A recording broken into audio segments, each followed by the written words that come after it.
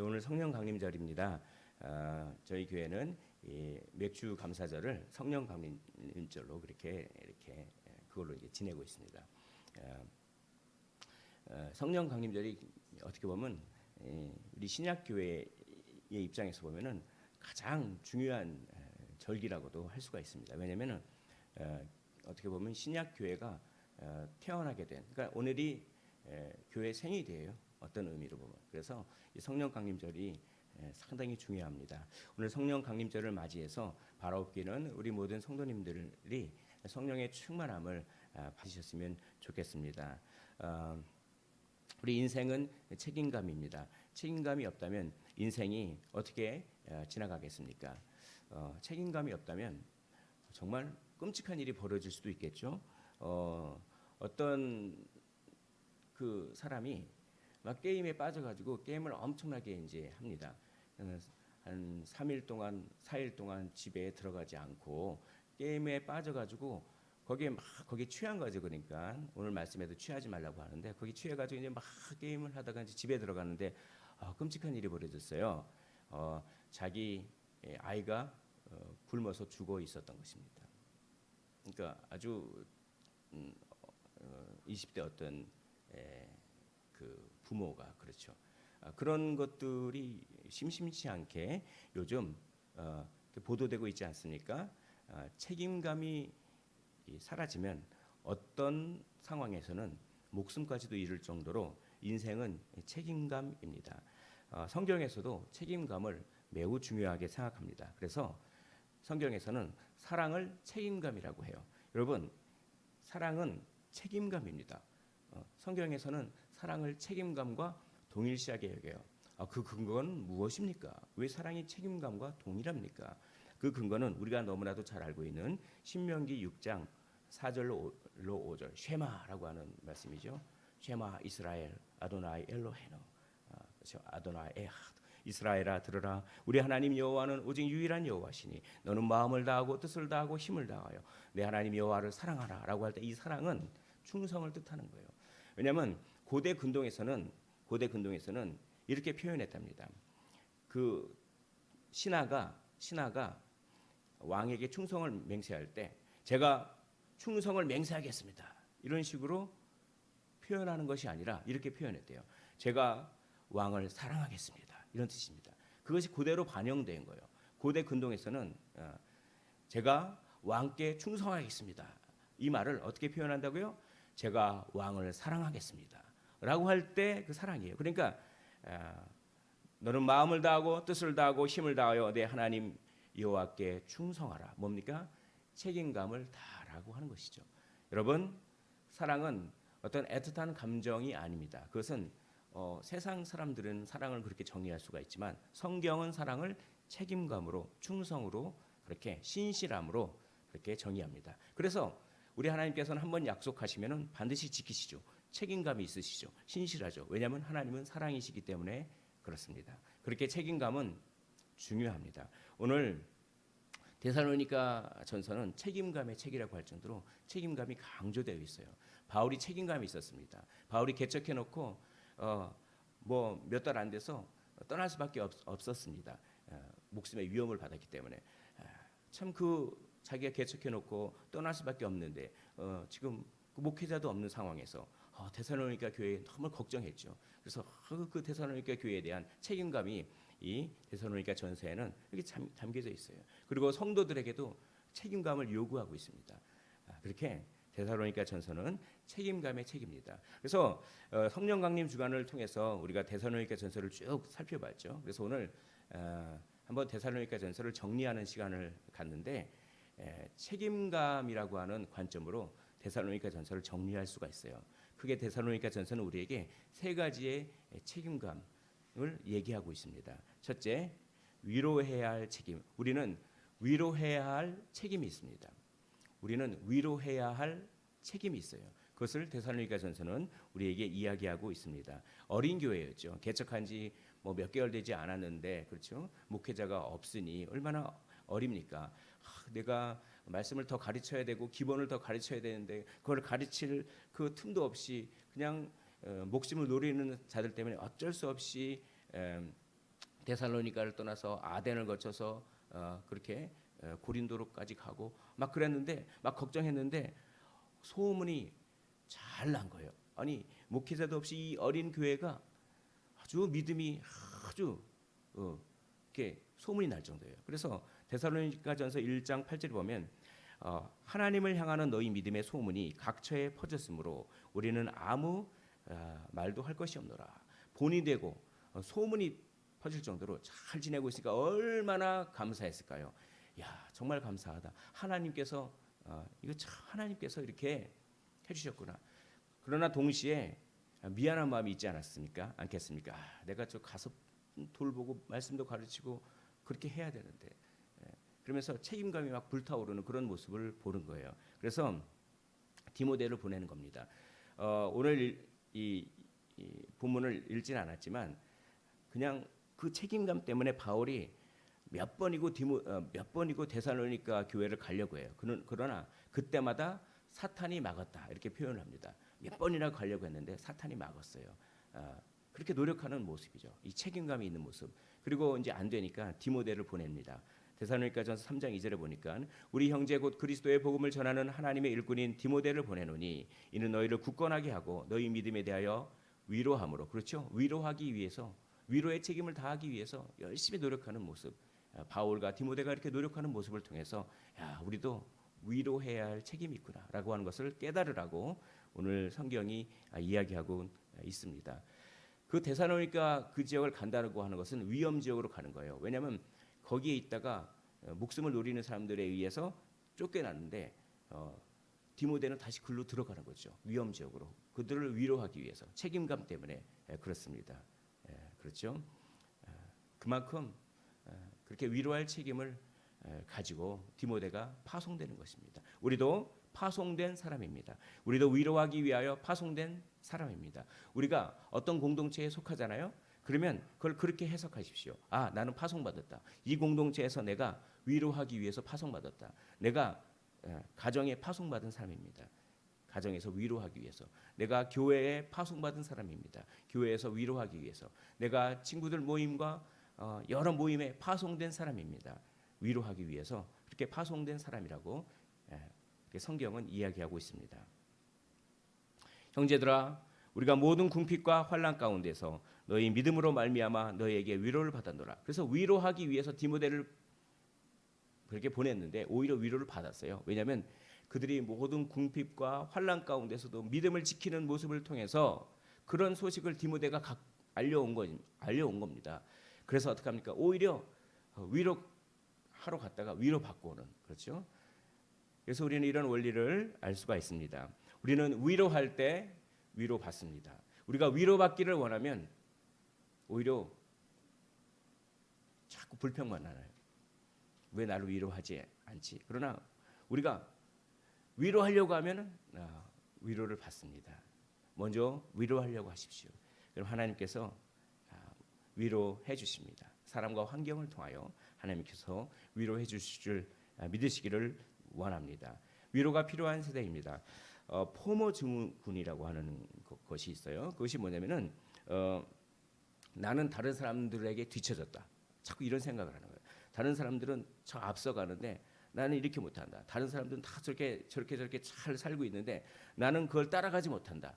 그래가지고 이 포모 증후군 때문에 자기 자신을 너무나 작게 여기고 그래서 어떻게 합니까?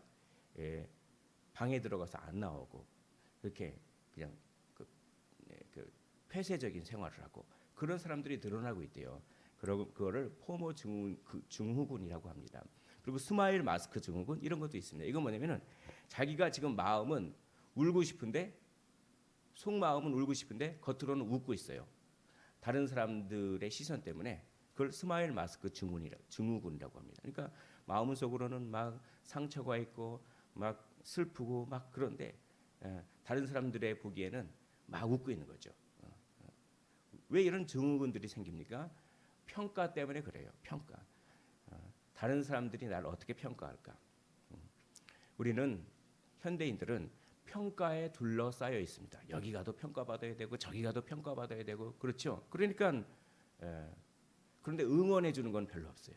그런데 시대가 그럴수록 우리 그리스도인들은 위로의 사람이 되어야 되는 것입니다. 그래서 평가로 둘러싸인 세상에서 응원하는 사람이 누굽니까? 바로 우리가 되겠죠. 평가로 둘러싸인 세상에서 다들 평가의 언어를 씁니다. 왜 그거밖에 못해? 너는 왜 그러니? 왜 그렇게밖에 못하냐? 왜 그렇게? 이게 이제 다 평가로 둘러싸인 세상에서 하는 얘기잖아요. 그럴 때 우리 그리스도인들은 응원하는 사람, 그래도 수고했어. 그렇죠? 내가 당신을 위해서 기도하겠습니다. 당신을 응원합니다. 이렇게 우리는 위로의 책임을 져야겠습니다.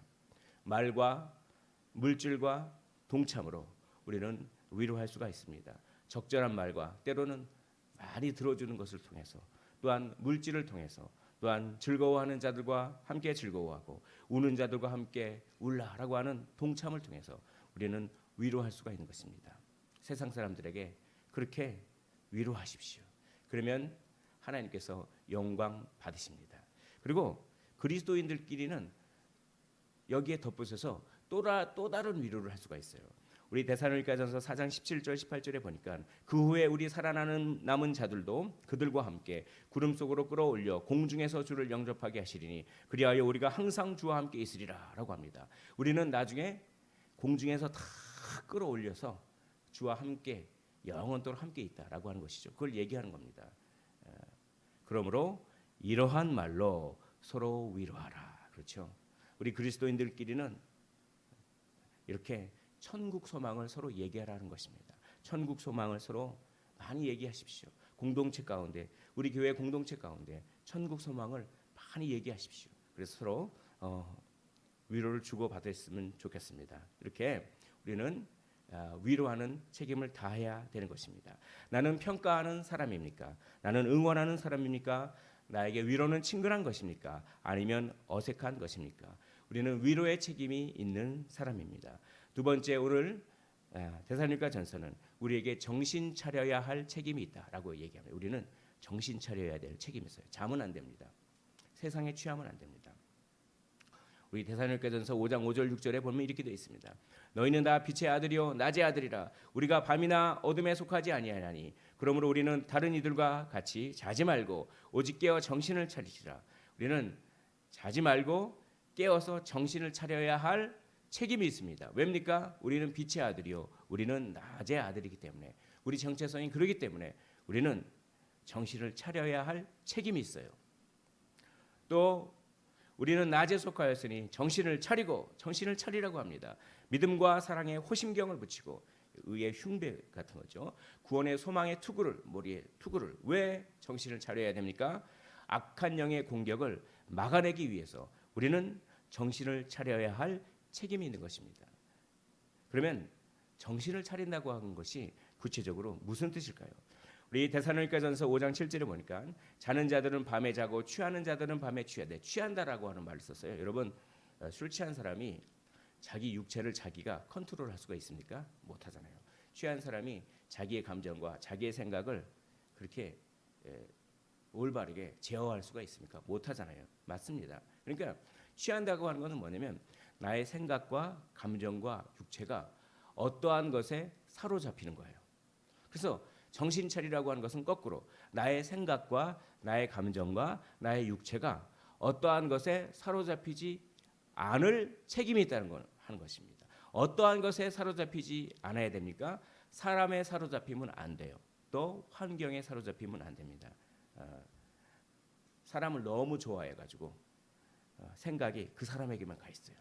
감정이 그 사람에게만 가 있어요. 그래서 육체적으로 성경이 해서는 안 될 일도 그 사람을 좋아하기 때문에 합니다.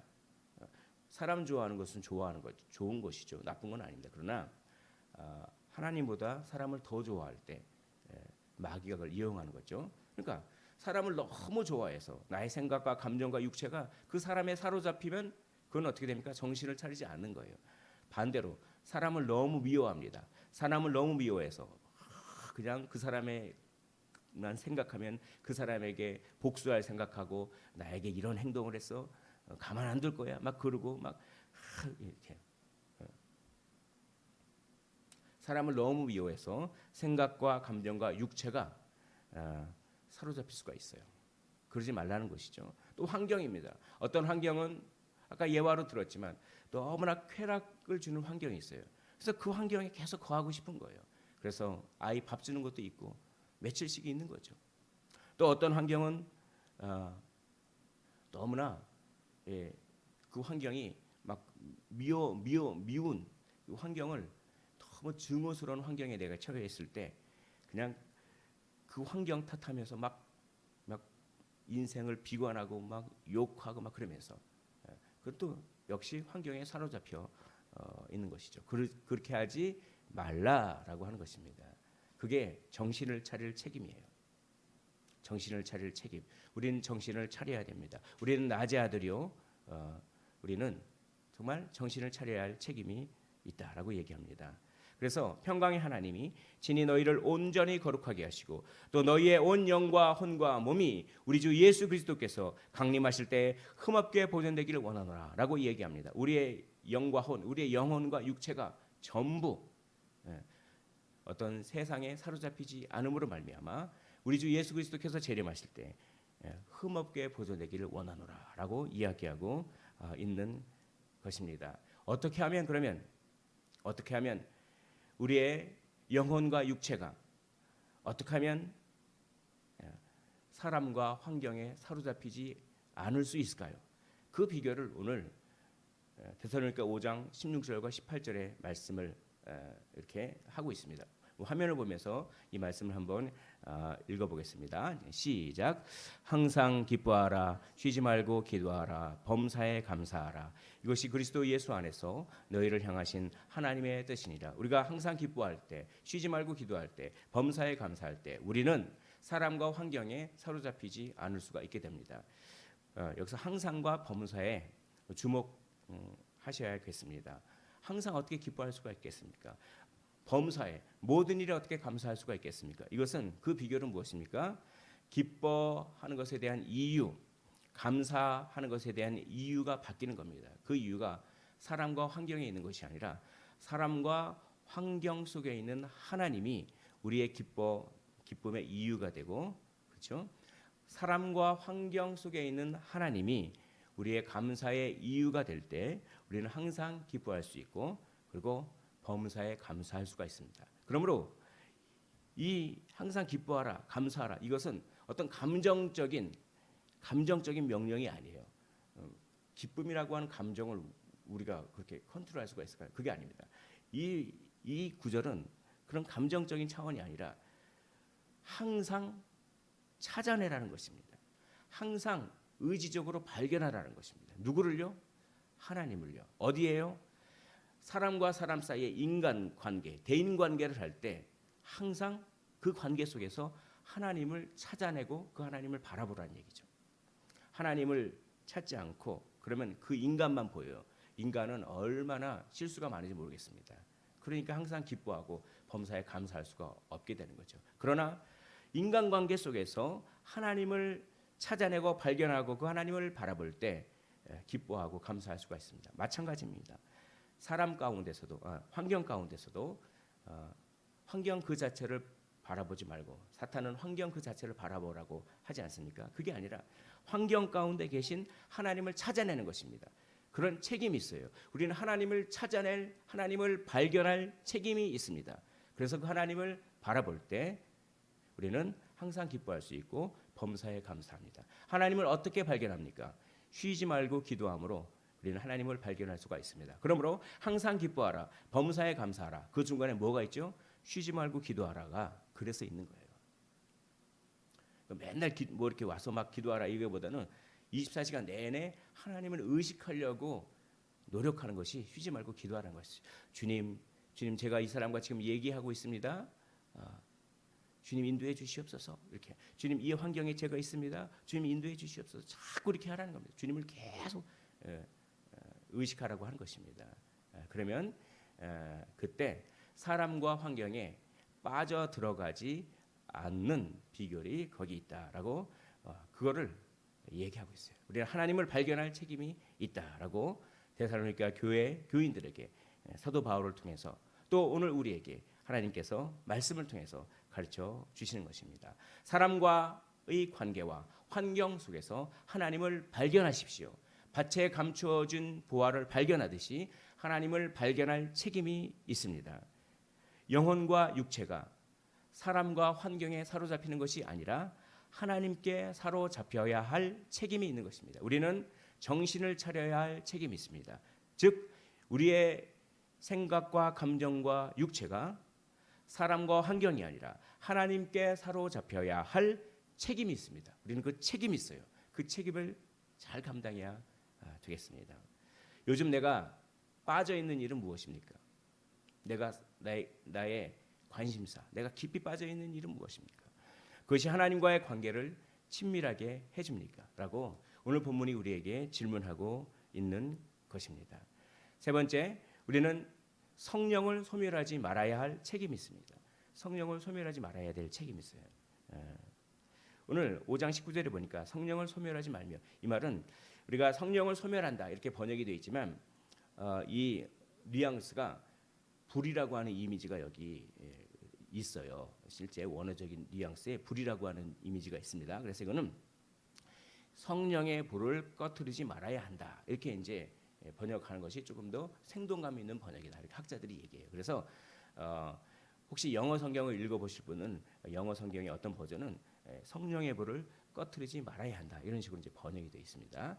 이건 책임을 얘기해요. 성령에 대한 우리 성도님들의 책임, 성령을 소멸하지 말아야 할 성령의 불을, 내 안에 성령의 불이 타오르고 있는데 그 성령의 불을 꺼트리지 말아야 할 책임이 있다는 것입니다.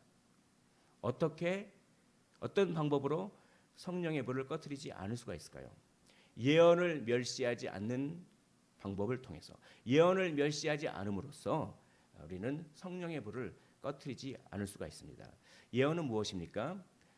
성령의 능력으로 하나님의 뜻을 선포하는 것이 예언입니다. 요즘은 그 예언의 은사가, 어떤 사람은 성경이 다 기록됐기 때문에 예언의 은사가 아예 중단됐다라고 이렇게 하는 그런 학자들도 있고, 아니다 오늘날까지도 있다. 저는 중단됐다고 함부로 얘기할 수는 없을 것 같아요. 그러나 초대교회처럼 활발하지는 않습니다. 그리고 결국 중요하고 궁극적인 것은 기록된 말씀이죠. 우리가 예언의 은사를 받아서 갑자기 하나님께서 영감을 주셔서 무슨 생각이 떠오르거나 할 때 그것을 반드시 기록된 성경 말씀으로 검증을 해야 되는 거예요. 그러니까 궁극적인 것은 예언의 은사가 있더라도 궁극적인 것은 기록된 하나님의 말씀이죠. 그러나 아무튼 이 막 초대교회에서는 아직 성경이 기록되어지지 않고 막 교회가 막 자라나기 시작하는, 막 일어나기 시작하는 초대교회에서는 예언의 은사가 활발했던 것 같습니다. 그러니까 사람들이 모이면은 갑자기 어떤 사람에게 예언의 계시가 임해요. 그래서 그러면 그 사람이 일어나서 얘기합니다. 제가 기도하고 있는데 갑자기 하나님께서 우리 공동체, 우리 교회 공동체를 향해서 이런 말씀을 하십니다. 오늘 하나님께서 이렇게 하시기를 원합니다. 또 어떤 사람이 갑자기 또 막 찬양하다가 예언을 받아요. 그럼 일어나가지고 오늘 우리 공동체를 통해서 하나님께서 이렇게 하시기를 원합니다. 그런데 그 예언이 어떨 때는 너무 피부로 다가오는 예언도 있는 것이죠. 일어나서 오늘 제가 말씀을 읽고 있는데 하나님께서 오늘 저에게 이런 말씀을 하십니다. 혹시 오늘 우리 교회에 어떤 분이 이런 죄를 저지르지 않았습니까? 그 죄를 회개하라고 하십니다. 뭐 이런 식의 예언도 있었던 것 같아요. 그러면 진짜 뜨끔하죠, 찔리죠. 오늘날에는 이제 그런 것들은 거의 없다고 봐야죠. 설령 그런 것들이 있다고 하더라도 말씀으로 그걸 점검해야 되고 하는 것입니다. 그러나 특수한 경우에는 있는 것 같아요. 한 10여 년 정도 됐나요? 10여 년이 훨씬 넘은 것 같네요. 어떤 인도 선교사님이 그 지역이 그렇게 굉장히 위험한 지역입니다. 테러가 엄청나게 일어나는 지역이에요. 그래가지고 이제 이렇게 또 항상 늘 가던 곳에 복음을 전하러 가려고 하는데, 기도하는데 갑자기 거기 가지 말라고 하는 음성, 그런 생각이 계속 떠오르랍니다. 계속 멈출 수가 없게. 그래가지고 어떡하지 하다가 일단 매일 가던 곳이었는데 그날 가지 않았습니다. 어떤 일이 벌어졌을까요? 그날 자기가 복음을 전하는 전도하는 그 시간에 그 지역에 폭탄이 떨어졌어요. 그러면서 와, 정말 저는요 하나님께 다 맡기고 삽니다. 이 지역은요 어떤 이성으로 계획해서 뭐 될 수 있는 것들이 없고 정말 하나님께 다 맡깁니다. 제가 기도할 때 하나님께서 때를 따라서 돕는 은혜를 베풀어 주시고, 제가 기도할 때 하나님께서 생각도 주시고 그럽니다. 그러니까 어떤 그런 것들이 오늘날에도 있긴 있는 것 같아요. 그러나 그거는 아주 특수한 지역이죠. 가장 중요한 것은 무엇입니까? 하나님의 말씀이 바로 예언하는 거예요. 그 예언을 멸시하지 말라고 합니다. 그 예언과 그 예언이 막 이렇게 일어날 때, 그때 당시에 그 데살로니가 교회에서도 대부분은 예언을 잘 들었지만 하나님의 말씀으로 어떤 무리들은 그 예언을 멸시했던 것 같아요. 어떤 이유 때문에. 학자들이 여러 가지 그 이유를 설명합니다. 극적인 은사에 비해서 낮게 평가됨. 이게 뭡니까? 방언의 은사는 막 극적이에요. 막 랄랄랄라 거리고 뭔가 있는 것 같아요. 그러나 예언은 그런 것이 아니에요. 우리가 알아듣는 얘기로 하니까 좀 이거는 좀 수준이 낮은 그런 은사야. 뭐 이렇게 생각해가지고 예언을 멸시했던 사람이 있었던 것 같아요. 그리고 신비주의적인 이교도의 행위와 비슷하다. 그래서 이 예언을 금해야 된다. 이렇게 주장했던 사람도 있고, 또 리더십의 문제가 있죠. 어떤 사람이 나는 오늘 하나님의 계시를 받았습니다. 막 그리고 여기서 우후죽순처럼 막 그렇게 생기면 그 교회를 리더하는 리더십에 아무래도 영향을 미치지 않겠습니까? 그런 것들 때문에 예언을 이렇게 하지 말라 이런 사람들이 있었던 것 같아요. 그리고 예언을 막 조작할 가능성도 있죠. 예언도 아닌데 내가 하나님의 계시를 받았습니다. 이렇게 예언을 조작할 그런 가능성도 있었기 때문에 예언을 멸시하고 예언을 막는 무리가 있었습니다. 그러나 바울은 구덕이 무서워서 장 못 당구는 그런 우를 범하지 말라. 그러니까 예언을 장려합니다. 그런 어떤 조금 부정적인 요소가 있어도 예언을 열심히 하라. 예언을 멸시하지 말고 예언 활동을 열심히 함으로 말미암아 성령을 소멸시키지 말라. 이런 얘기예요, 이게. 그 대신 안전장치를 주는 거죠. 뭐합니까? 예언을 잘 분별하면서 예언 활동을 장려하는 것이죠. 그래서 검증을 전제로 예언을 적극 장려합니다. 오늘 데살로니가전서 5장 21절과 22절에 그런 말이에요. 범사에 헤아려 좋은 것을 취하고 악은 어떤 모양이라도 버리라. 이 말 뜻은 1차적으로 범사에 헤아려 무엇을 헤아립니까? 예언을 검증하라 이런 뜻이에요. 예언을 검증하라. 좋은 것을 취하고 그 예언 중에 복음과 부합되는 것은 하나님의 뜻으로 취하라 이런 뜻입니다. 악은 어떤 모양이라도 그건 뭐냐면 버리라. 이거는 그 예언이 하나님의 말씀과 맞지 않으면 입 밖에도 내지 마라. 그런 의미입니다. 이거를 이제 조금 넓게 해석할 수도 있지만 이거는 예언에 대한 해석이 1차적으로 그런 것입니다. 이렇게 검증을 전제로 예언을 적극 장려함으로 말미암아 성령의 불을 꺼트리지 말라고 그럴 책임이 있습니다. 오늘날에 이것을 어떻게 적용합니까? 예언이 언제 가장 활발하게 그 초대교회의 예언 활동이 오늘날 말씀 선포, 설교와 가장 유사하죠. 그러므로 오늘 이걸 어떻게 적용하느냐? 하나님의 말씀이 말씀 선포자를 통해서 선포될 때 그때 은혜 받을 책임이 있다라고 하는 뜻입니다. 그때 은혜 받지 않고 그때 이것을 하나님의 말씀으로 받지 않고 이것을 그냥 대충 듣고 하면은 예언을 멸시하는 것입니다. 그렇게 적용할 수가 있죠. 그래서 하나님은 설교라고 하는 방법을 통하여 그 방법을 기뻐하십니다. 그것을 통하여 한 영혼을 구원하시고 한 영혼의 믿음을 성장시키시기를 기뻐하세요. 설교라고 하는 방법을 그렇게 사용하시는 겁니다. 그러므로 육체적으로 준비하십시오. 육체적으로 준비할 책임이 있어요. 육체적으로 맑은 정신으로 설교를 들을 책임이 있습니다. 또 마음으로 준비하십시오. 정말 부드럽고 옥토박 같은 마음이 되게 해달라고 그렇게 준비하고 와야 됩니다. 그것이 바로 예언을 멸시하지 않는다라고 하는 것에 대한 오늘날의 적용이 되겠습니다. 올바른 말씀 선포와 말씀을 올바르게 선포해야겠죠. 물론 말씀 선포자는 그것과 동시에 말씀에 대한 올바른 반응을 해야 됩니다. 또 개인적으로 말씀을 묵상해야 됩니다. 그리고 그 말씀을 나누십시오. 이런 것들을 통해서 이런 것들이 오늘날 예언 활동과 유사한 것이죠. 그 예언 활동을 멸시하지 말라고 하는 것입니다.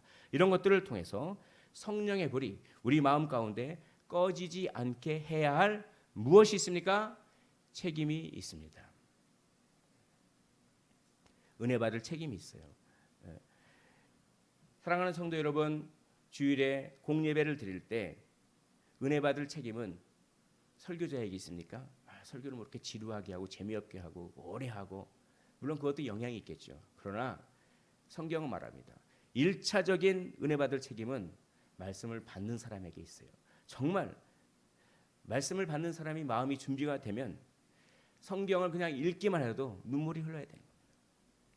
그러므로 은혜 받을 책임을 다하고 그 성령의 불이 우리 마음 가운데 꺼지지 않게 해야 할, 성령을 소멸시키지 말아야 할 책임이 있음을 하나님의 말씀으로 무겁게 받으시기를 원합니다. 참 이게 우리 교회를 향한 말씀인 것 같아요. 제가 몇 번 말씀을 드렸죠. 성령 강림 기도회 기간에 이번 올해 성령 강림 기도회는 무엇을 할까요? 이렇게 기도하는 중에 데살로니가 전설을 하라고 하는 그런 생각을 많이 주셨어요. 왜 그랬을까요? 보니까 맞습니다. 데살로니가 교회도 개척한 지 몇 개월밖에 안 된 교회고, 우리 교회도 개척한 지 3년 6개월밖에 안 된 교회고, 그런 교회다. 그렇죠. 그러니까 이게 우리 교회에 딱 맞는 말씀인데, 한마디로 책임감을 가지라는 거 아닙니까? 책임감을 가지라는 거예요. 근데 오늘 성도님들을 보니까 제 마음이 너무나 흡족합니다. 여기 계신 분들 책임감으로 오셨잖아요. 여기 내가 안 오면 자리가 비니까. 그거 하나님이 얼마나 기뻐하시는 마음인지 모르겠습니다. 여기 계신 분들이 정말 책임감으로 오셔서 자리를 채워주시고 지금 책임을 다하는 모습을 통해서 하나님께 영광 돌리고 하나님께 은혜를 받고, 또 정말 저에게 위로가 되지 않습니까? 또 말씀을 통해서 위로받지 않습니까? 정말 그런 걸 보니까 이래서 이 데살로니가 전설을 하라고 하셨구나, 이 말씀이 딱 와닿죠. 여러분, 책임감만큼 중요한 것은 없습니다. 여기 계신 분들이 정말 책임감이 참 많으시죠. 그러나 여기서 만족하지 마시고 책임감이 더 굳세지기를 원합니다. 선포된 하나님의 말씀이 마음속에서 불을 일으킵니까? 말씀을 읽고 묵상하기 위한 시간은 얼마나 됩니까? 우리 이런 질문을 적용하시면서 성령을 소멸하지 않을 책임을 다하시기를 원합니다. 예수 그리스도께서는 책임을 다하셨습니다. 예수 그리스도께서는 책임을 다하시기 위하여 십자가를 지시기를 마다하지 않으셨습니다. 예수님께서는 십자가를 지신 다음에 책임을 나 다했어, 이제 나 무관심 아닙니다. 예수님께서는 십자가를 다 지신 다음에 부활 승천하셔서 지금도 우리를 위하여 책임을 다하십니다. 지금도 우리를 위하여 중보기도 하고 계세요. 예수님은 끝까지 책임지십니다. 내가 세상 끝날까지 너희와 항상 함께 할 것이라고, 나는 너를 끝까지 책임진다고 책임을 다하시는 예수 그리스도께서 책임을 다하시니 우리도 어떻게 해야 되겠습니까? 우리도 책임을 다해야 되는 것이죠. 너희를 부르시는 이는 미쁘시니, 미쁘시다라고 하는 말은 책임감이 무한하시니 이런 말입니다. 너희를 부르시는 이는, 하나님은 책임감이 있으신 분이니 그가 또한 이루시리라. 그가 또한 우리의 삶을 가장 좋은 것으로 합력하여 선을 이루실 줄 믿으시기를 원합니다. 그리고 우리도 우리에게 주어진 책임을 다 하셨으면 좋겠습니다. 한때 활활 타버리고 그냥 금방 꺼지는 그런 인생이 아니라 정말 성령 충만은 끝까지 책임을 다하는 충성을 통해서 드러나는 것이죠.